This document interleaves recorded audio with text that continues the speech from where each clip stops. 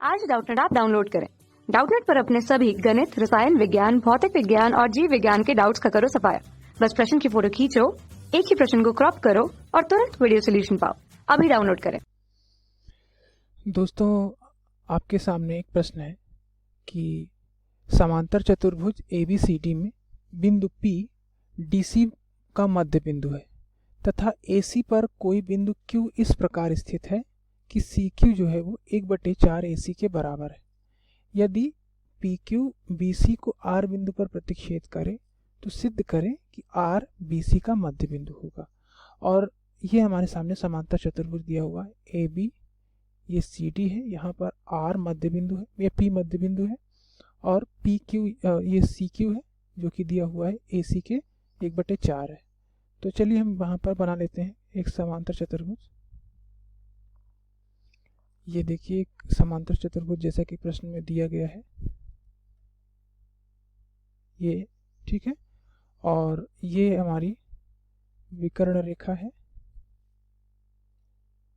और अब ये है बिंदु, ये है हमारा A, ये B, C, D, ये बिंदु P है और ये बिंदु R है और हमने P और R को मिला दिया, ठीक है। P R को मिला दिया हमने और ये है हमारा C, ये C को यहाँ पे मिल रहा है CQ, ठीक है।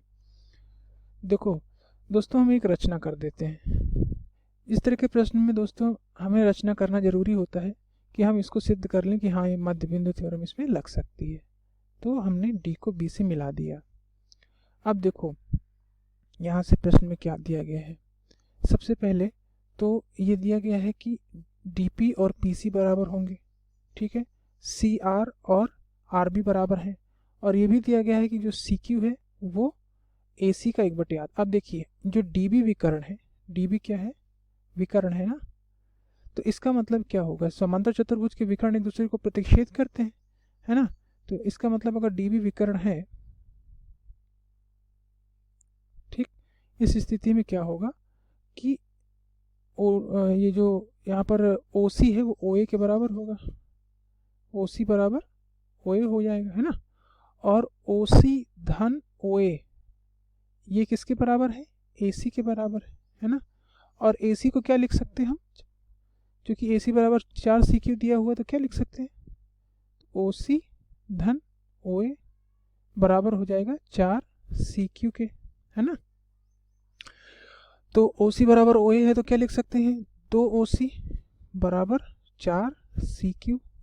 तो यहाँ से मिल जाएगा OC बराबर 2CQ, है ना। तो यहाँ से ये संबंध हमें मिल गया, ठीक है। अब देखिए यहाँ से, तो इसका मतलब दोस्तों यहाँ से क्या कह सकते हैं कि जो ये OC है वो OQ का 2 गुना। अब त्रिभुज के एक नियम से हमें पता है कि जिस अनुपात में Q विभाजित कर रहा है OC को, अगर हम त्रिभुज CDO की बात करें तो त्रिभुज CDO में दोस्तों CQ और OQ अगर इनको मिला दें, CQ और OQ को, तो ये क्या मिलेगा, OC, है ना। और चूंकि OC बराबर क्या है, 2CQ, तो हम इसको रख सकते हैं यहाँ से। तो यहाँ से रख दीजिए CQ धन OQ बराबर 2CQ। यहाँ से हमें मिल जाएगा OQ बराबर CQ के, ठीक है। अब इसका मतलब ये हुआ कि हमारा जो ये जो रेखा है, अगर आप इस त्रिभुज की बात करें, त्रिभुज CDO की, ये त्रिभुज CDO है, इसका मतलब कि Q जो है वो OC का मध्य बिंदु है ना। यहाँ से ये पता चल जाएगा कि Q जो है वो OC का मध्य बिंदु है। अब अगर Q OC का मध्य बिंदु सिद्ध हो गया, इसका मतलब मध्य बिंदु प्रमेय से दोस्तों हम क्या जान सकते हैं, हम ये कह सकते हैं कि P तो DC का मध्य बिंदु पहले ही है और Q हमने सिद्ध कर दिया कि OC का मध्य बिंदु है। तो इसका मतलब कि जो PQ होगी वो OD के समांतर होगी, है ना, क्योंकि P तो मध्य बिंदु है ही पहले ही CD का, है ना। इसका मतलब क्या होगा कि जो PQ होगी वो समांतर होगी OD के। अब दोस्तों ये देखो, PQ OD के अगर समांतर है तो PQ जो होगी वो OB के भी समांतर होगी, है ना। तो हम इसे ये भी कह सकते हैं कि जो पी क्यू है वो ओ बी के भी समांतर होगी, है ना। अब तो ये तो सिद्ध हो गया कि पी क्यू ओ बी के समांतर होगी। अब चूंकि आर तक बढ़ाया गया है क्यू को, यानी कि पी आर भी किसके समांतर होगी, ओ बी के, है ना। तो पी आर भी ओ बी के समांतर होगी। अब दोस्तों हम मध्य बिंदु प्रमेय से यहाँ से देख सकते हैं कि अगर पी आर ओ बी के समांतर है, यानी कि क्षमा कीजिएगा ओ बी नहीं डी बी, है ना। ओ बी तो होगा ही, डी बी होगा यहाँ पे। तो ये अब पूरा डी बी रख दीजिए इसको।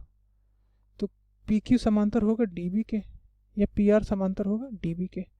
तो अब पी आर डी बी के समांतर हो गया अगर, तो अब मध्य बिंदु प्रमेय से किसी एक बिंदु से किसी एक भुजा के मध्य बिंदु, अगर हम त्रिभुज बी सी डी की बात करें, त्रिभुज बी सी डी की बात करें, तो किसी एक भुजा के मध्य बिंदु से जाने वाली रेखा किसी दूसरी भुजा के समानांतर रेखा किसी तीसरी भुजा को मध्य बिंदु पर काटती है। तो इसका मतलब कि यहाँ से पी आर समानांतर है डी बी के, और पी है सी डी का मध्य बिंदु, है ना। सी पी बराबर हाफ सी डी। तो इसका मतलब कि यहाँ से आर जो होगा वो क्या होगा, आर सी बी का मध्य बिंदु होगा, यानी कि सी आर बराबर आर बी हो जाएगा। ठीक, धन्यवाद। कक्षा 6 से 12वीं से लेकर नीट, IIT, JEE वो एडवांस के लेवल तक 1 करोड़ से ज्यादा छात्रों का भरोसा। आज ही डाउनलोड करें डाउटनेट ऐप या व्हाट्सएप करें अपने सारे डाउट्स 8400 400 400 पर।